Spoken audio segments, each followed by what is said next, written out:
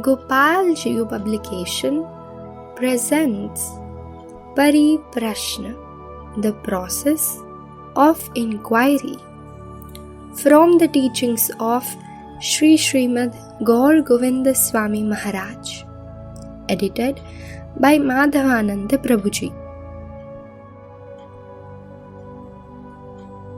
Chapter 2, Establishing Our Relationship. Page 22, Fire on the Ocean.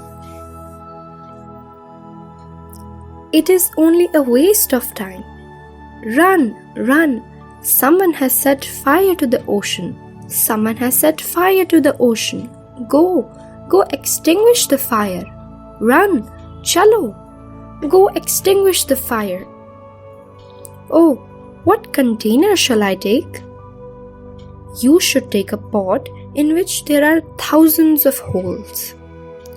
Running to extinguish a fire in the ocean all night long, you're sprinkling water on it, just wasting time. Shrama eva hi kevalam. Notapadyed yadi ratim, shrama eva hi kevalam.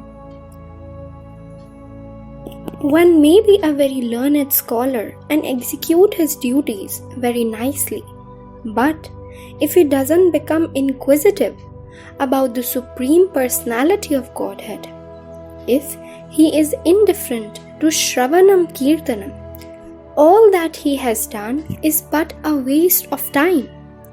Mayavadi philosophers who do not understand the relationship between themselves, the cosmic manifestation, and the Supreme Personality of Godhead are simply wasting their time, and their philosophical speculation has no value. Krishna says a similar thing in Srimad Bhagavatam. Dharma satyadayo peto vidyava tapasanvita madbhaktya petamatmanam na samyak prapunatihi. Neither religious activities endowed with honesty and mercy, nor knowledge obtained with great penance can completely purify one's consciousness if they are bereft of loving service to me.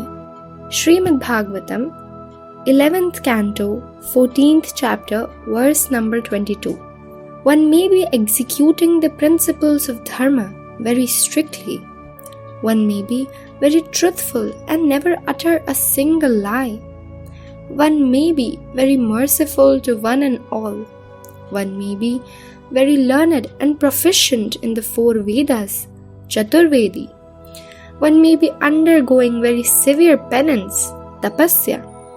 But if he does not know who he is and what is his relationship with Lord, vidyava tapasanvita madbhaktya petamatmanam, then all of these things have no value. If you add 0 plus 0 plus 0 plus 0, adding hundreds and thousands of zeros, the result is 0.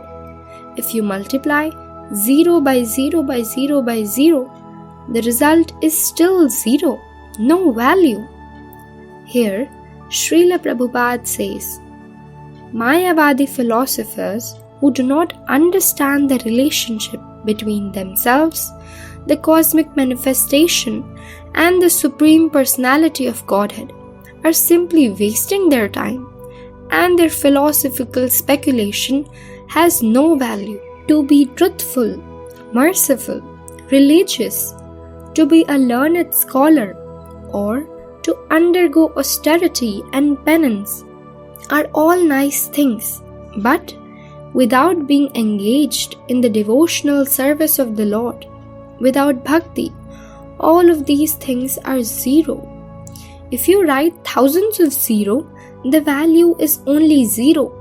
But if you put a 1 to the left side of the 0, then every 0 has a 10-fold value. That 1 is your relationship, sambandha. Acting in that relationship is abhideya. if there is no sambandha and abhideya, then it is all zero. The Mayavadi's explanation of Vedanta is all zero because there is no sambandha, abhideya and prayojan. It is all a waste of time.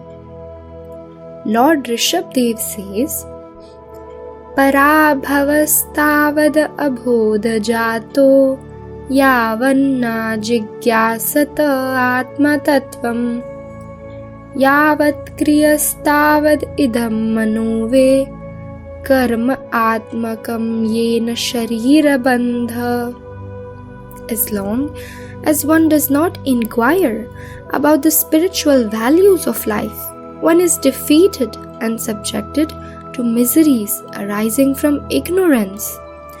Be it sinful or pious, karma has its resultant actions. If a person is engaged in any kind of karma, his mind is called karma atmaka, colored with fruitive activity. As long as the mind is impure, consciousness is unclear, and as long as one is absorbed in fruitive activities, he has to accept a material body. Srimad Bhagavatam, 5th canto, 5th chapter, verse number 5. Only humans inquire. A human being should be inquisitive to know who he is, who is God, and what is the relationship between himself and God. That is, athato brahma jigyasa. As long as he has not come to the point of jigyasa, inquiry, he is defeated in of all his activities. Parabhavas tavad. He is bereft of sambandha gyan, so he is covered with ignorance. He may perform punya karma or papa karma, pious or sinful activities, but whatever karma he does, he must reap its reaction, because every action has its reaction. He will repeatedly get a material body in one of 84 lakh species and simply revolve in the cycle of birth and death, suffering and suffering. Therefore, Srimad Bhagavatam says, now that you have been given this rarely attained human body, your duty is to inquire. Jivasya tattva jigyasa. Kamasya nindriya pritir labho jivetayavata. Jivasya tattva jigyasa nartho yasceha karmabhi. Life's desires should never be directed towards sense gratification.